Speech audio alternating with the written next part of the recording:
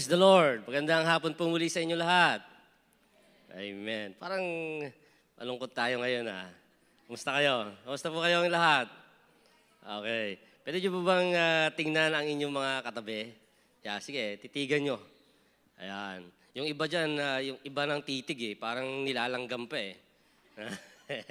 No? Sabi mo nga sa tabi mo, alam mo bang masaya ako dahil nakita kita ngayon? Say. Yan. Tapos sabi mo, ikaw ba masaya ka na nakita ako?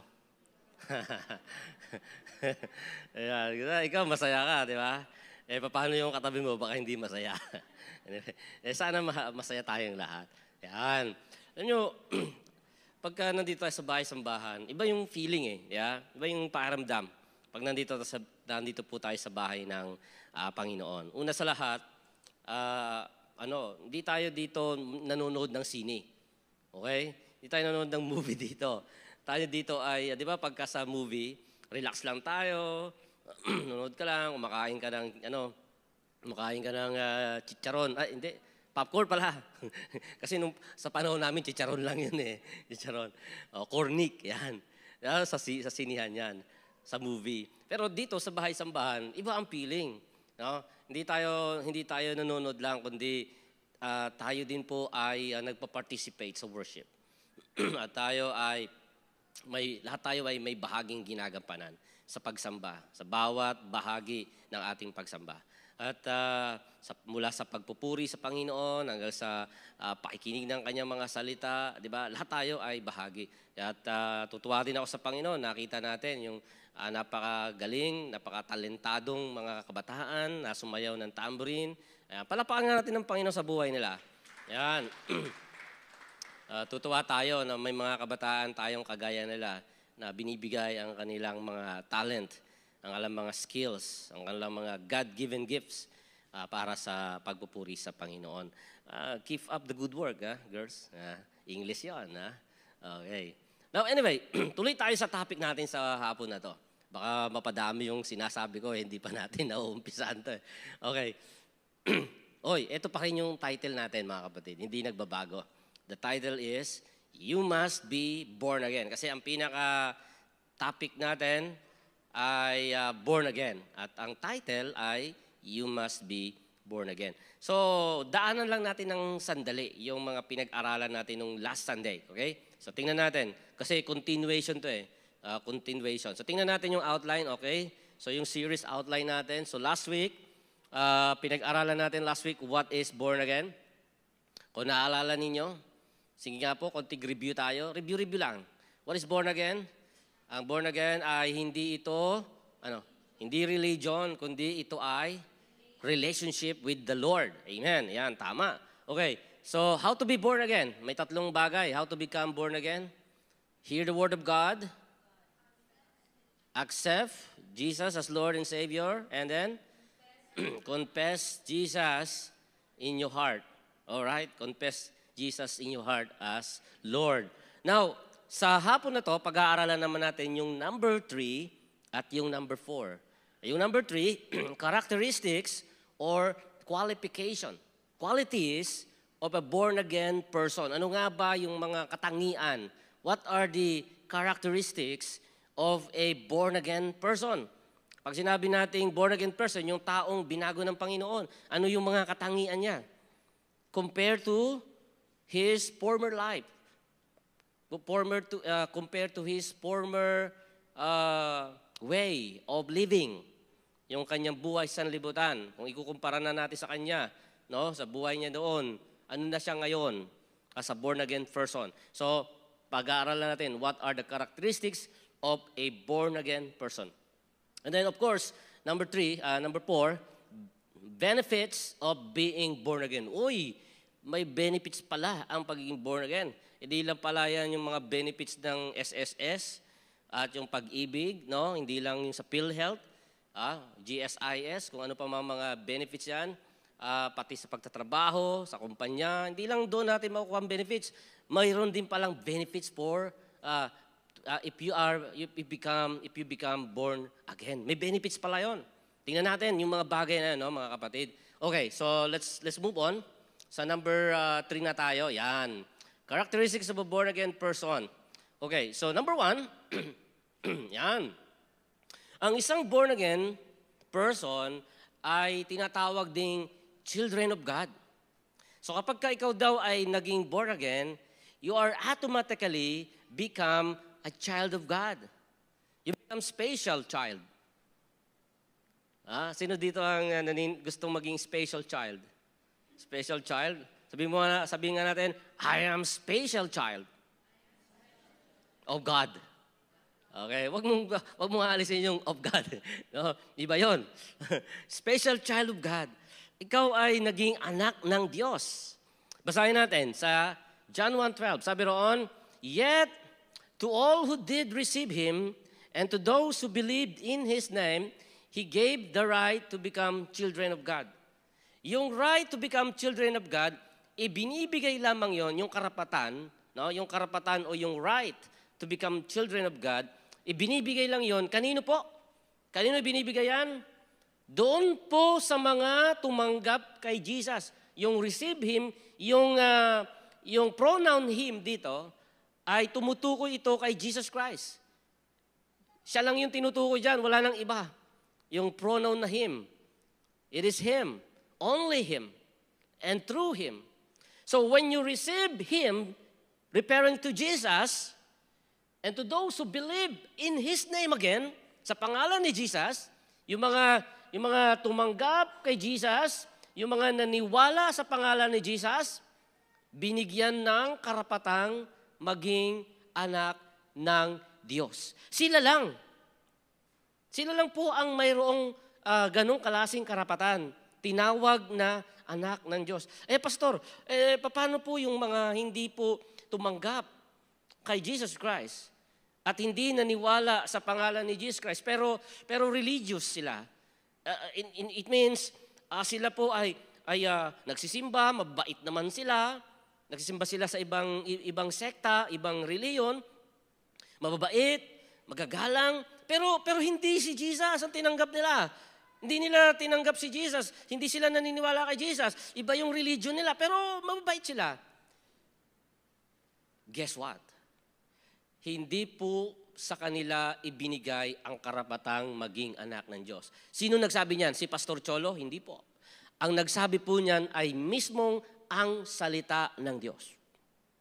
The Bible says, it is very clear.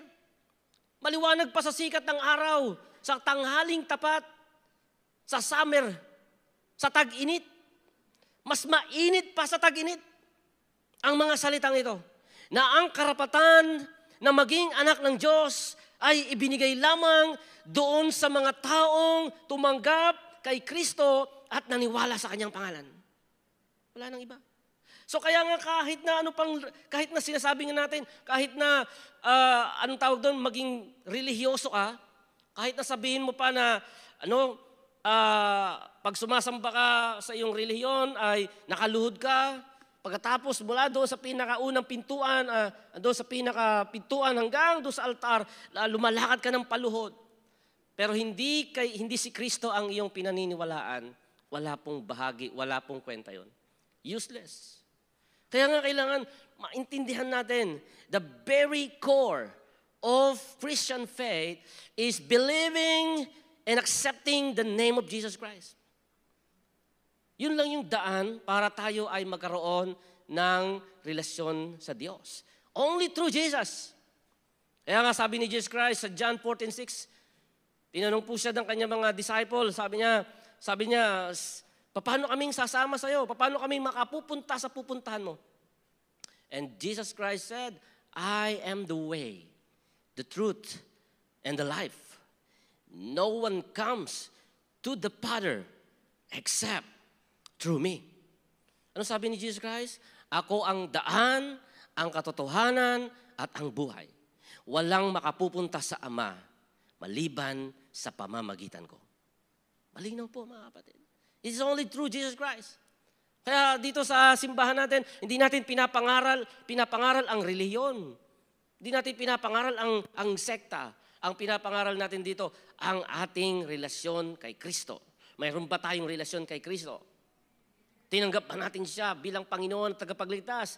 Mayroon ba tayong karapatang tumawag sa Ama na, Ama ko, Abba, Father? Children of God. Pangalawa, what is the second qualification or characteristic of a born-again person? Una, he become child of God or she become children of God. Pangalawa, the born-again person is a new creation in Christ. Praise the Lord. Bagong nilalang, bagong nilikha kay Kristo. Nung tayo po ay nasa sanlibutan pa, tayo ay, of course, we are created by God, pero tayo ay alipin ng kasalanan. Okay? Tayo ay balot ng kasalanan. Alipin tayo ng kasalanan.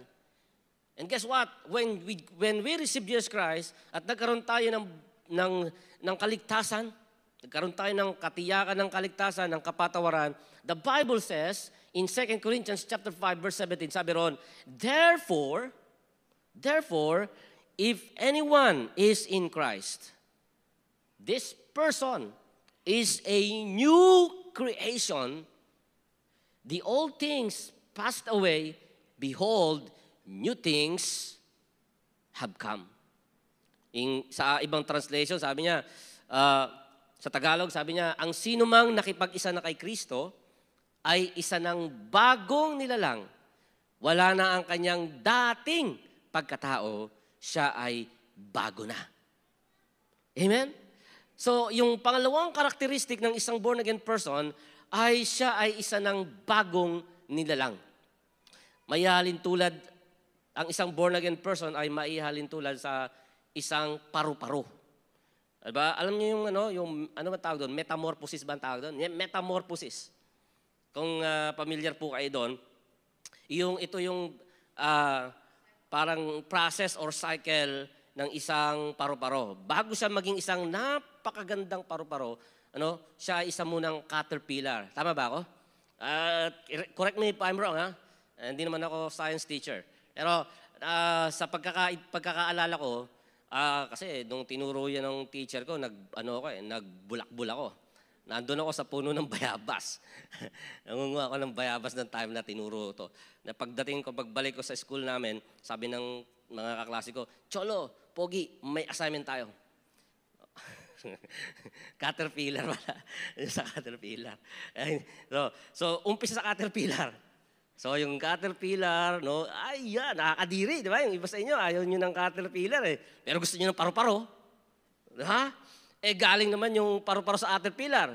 So, gumagapang-gapang yung caterpillar. Pag-alipas ng ilang araw o linggo, ano mangyayari sa caterpillar? Papasok siya sa cocoon. So, magiging isa siyang larva. Tama ba ako? So, correct me if I'm wrong, ha? Pababain nyo ako dito pag bali ako. Pastor, baba ka dyan. So, from caterpillar to larva, tama ba ako? Cocoon, nasa cocoon siya. Yun yung parang pumapasok siya doon, madilim. So, ilang araw siya doon mag-stay sa madilim na lugar na yon ng cocoon. And then, mga ilang araw o linggo, di ko alam kung how many days, paglabas ng caterpillar na yon, naging larva, pupa. Meron pa, nalimutan ko, may pupa pa yun eh. May pupa pa. Kayo talaga Sabi ko sa inyo, correct me if I'm wrong pababain nyo ako pag mali So may pupa pa yun.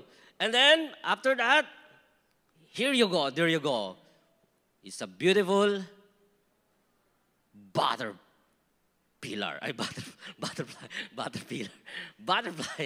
It's a beautiful butterfly. Di ba? Yung metamorphosis na yon, yung process ng pagbabago na yun from caterpillar to butterfly, ganun yung almost the same na nangyari sa atin when we become born again. Naging bago tayong nilalang, new creation. So, na tayo ay caterpillar. We are worldly. Makamundo ang ating buhay. Di ba? Madilim ang ating buhay kasi wala tayo sa Panginoon. Di ba? Jesus is the light. Jesus is the light of the world. Di ba? Yung paborito natin yan. Gusto ko yung kanta na yan eh. Light of the world, yan. And then, what happens? Nasa madilim na lugar. And then, that person accepted Jesus Christ. Nagkaroon ng turning point sa buhay niya. Lumabas siya mula doon sa cocoon. And then, there you go, a very beautiful new creation in the Lord. Amen? Hindi ka naging butterfly. Hindi ka naging butterfly. Wah, pakpak. But you became a new creation in the sight of God. Hallelujah. Spiritually, you are born again. Pinanganak kang muli. At isa ka ng bagong nilalang. That is exactly what happened to us when we become born again. Tayo ay bagong nilalang. Sabi mo nga sa tabi mo, ikaw ay bagong nilalang. Huwag mo namang takutin. Parang tinatakot mo yung katabi mo. Sabi mo, may lambing. Sabi mo nang may lambing, ikaw ay bagong nilalang. Ayan, ganyan, no? Ayan. Diba ganyan? Oo. Bagong nilalang ka. Pag sinabi nating bagong nilalang, iniwan mo na ang dati mong pagkatao. Sabi doon, the old things passed away. Yung dati mong buhay ay wala na. The old has gone. Wala na yung dating pagkatao. Wala na yung dating ikaw. You are the new you. Hallelujah. You are the new you. You are the new Sam.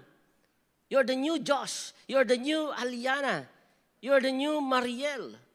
Hallelujah. Praise the Lord. Amen. You are the new Joel.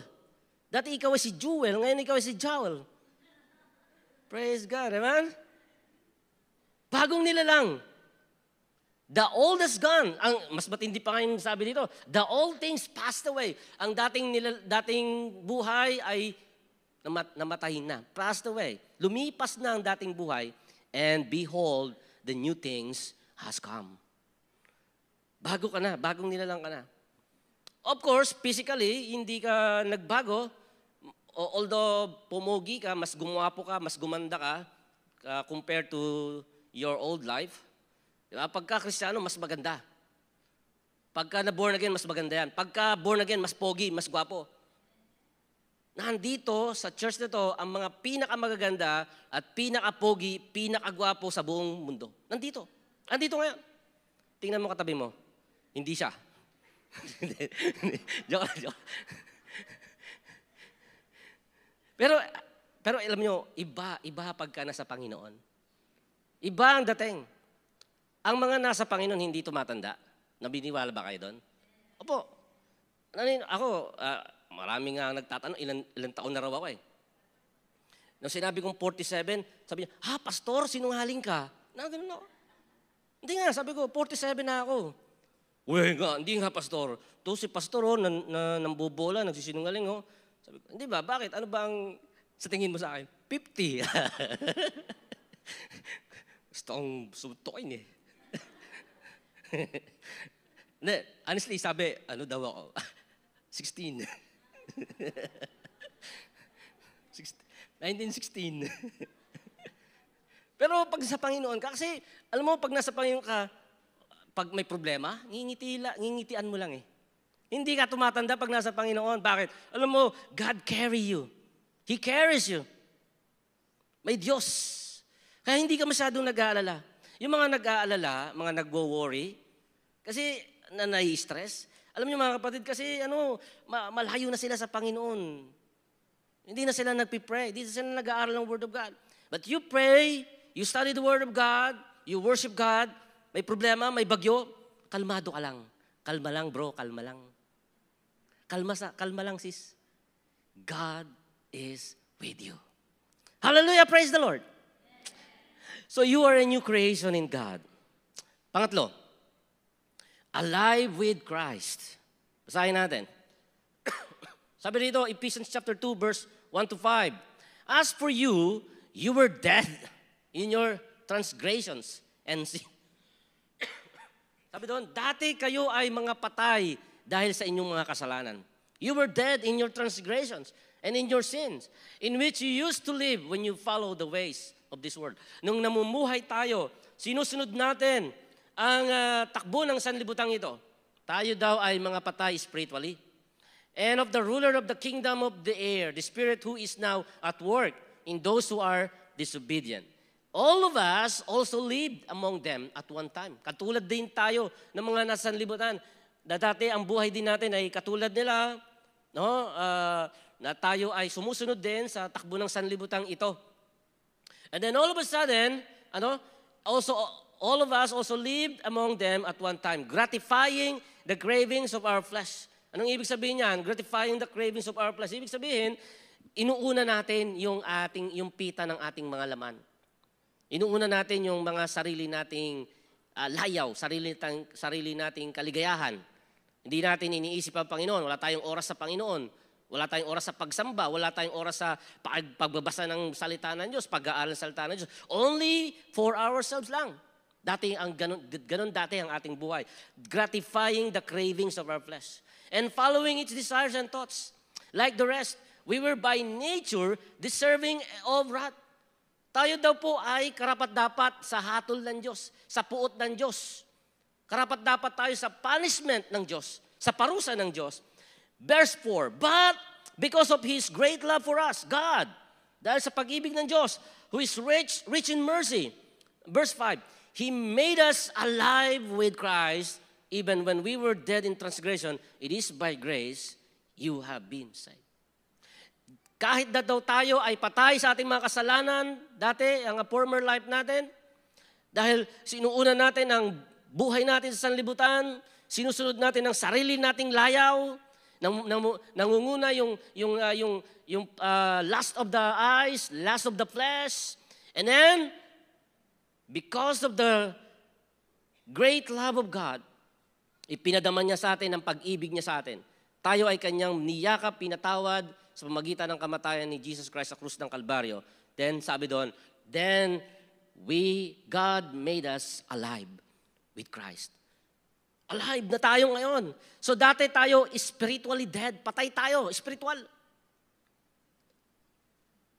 But because of God's grace, because of God's love, na-awaken ang ating spiritual life. Na-awaken yung ating spiritual lives. Ngayon, naiintindihan na natin ang mga bagay na para sa Panginoon. Dati hindi natin na-appreciate yung mga worship song. Di ba? Tama? Yung mga mga kanta. Hindi natin mga worship song. Pag wala ka sa Panginoon, hindi mo yan ma-appreciate. Alam mo, nasa sanlibutan ka, tapos ang mga naririnig mo mga kanta lang, yung mga old song natin. Yung mga, siya sa atin mo, Jesus, ang puso ko. Yung mga ganon.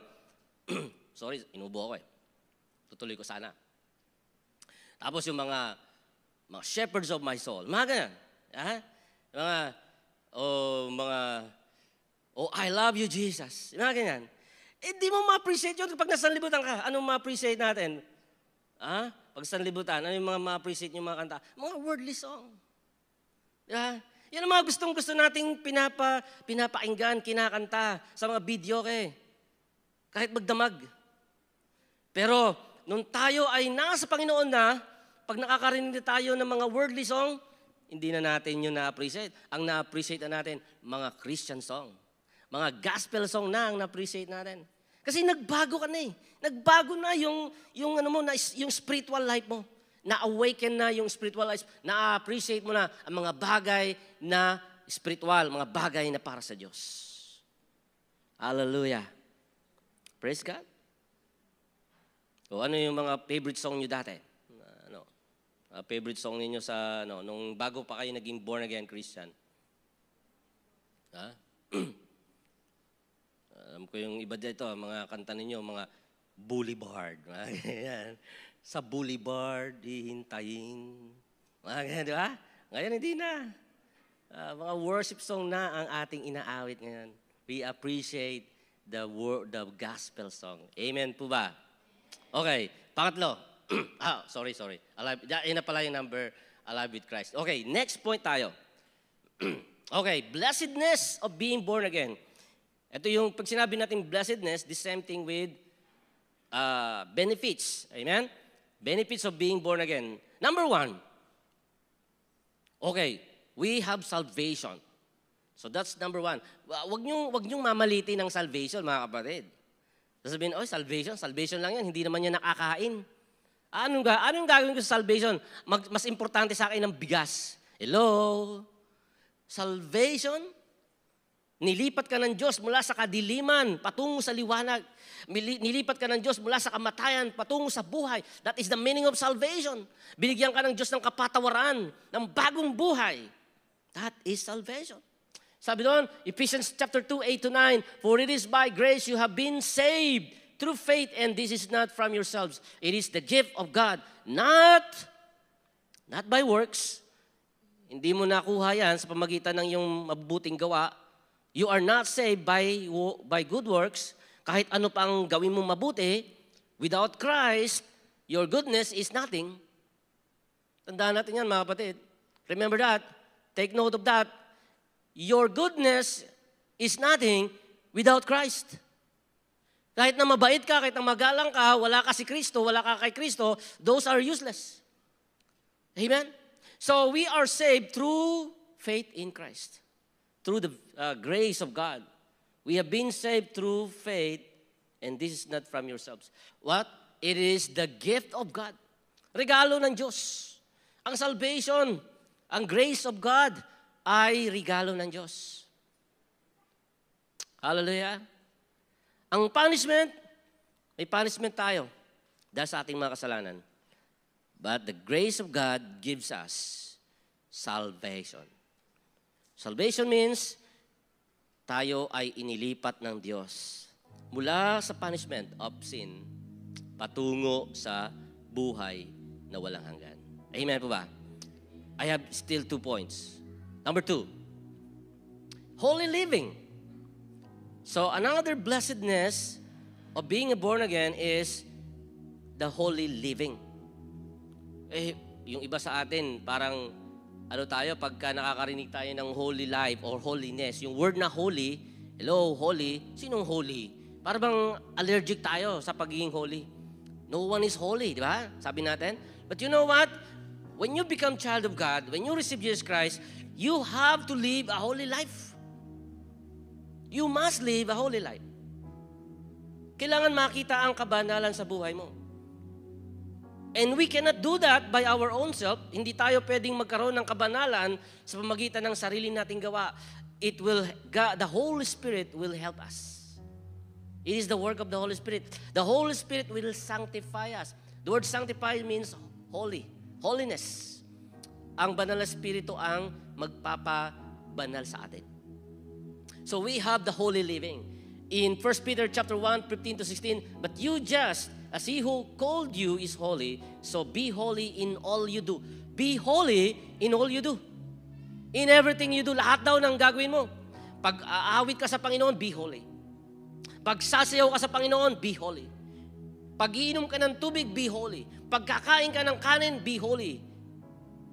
In everything you do, be holy because I am holy, God says. Your Father in heaven is holy. Jesus Christ is holy. The one who saved you is holy. The one who redeems you is holy. So be holy. Kaya ba natin gawin yun? Amen? Kaya. Sa tulong at biyaya ng ating Diyos. Pangatlo, eternal life. Pastor, hindi ko kailangan ng eternal life. I want to stay in the Philippines. I want to stay in Manggahan or Dagat-Dagatan. Di ba? But you know what? Ito ay bahagi ng ating salvation. We have eternal life. The Bible says, Romans 6:23, "For the wages of sin is death, but the gift of God is eternal life in Christ Jesus our Lord." Mga kapatid, meron tayong eternal life. Totoo ang eternal life. Maniwala tayo. May eternal life. The same thing with eternal punishment. Dalawa lang yan eh. There are only 2 destinations of our lives. It's either you go to eternal punishment, prepared for those who disobey and rejected Jesus Christ, eternal punishment. That will be eternal punishment. That will be in hell. Or you go to eternal life with Jesus Christ in heaven because you obeyed and you accepted Jesus Christ as the Lord and Savior. Mga mahal na kapatid, mahal ko kayong lahat. Kaya sinasabi natin ito sa inyo. Sana dumating ang panahon na tuloy-tuloy nating ma-appreciate ang mga salita ng Diyos na bumabago sa ating mga buhay. makita sa ating buhay araw-araw ang biyaya at pag-ibig ng Diyos sa atin. Born again. You must be born again.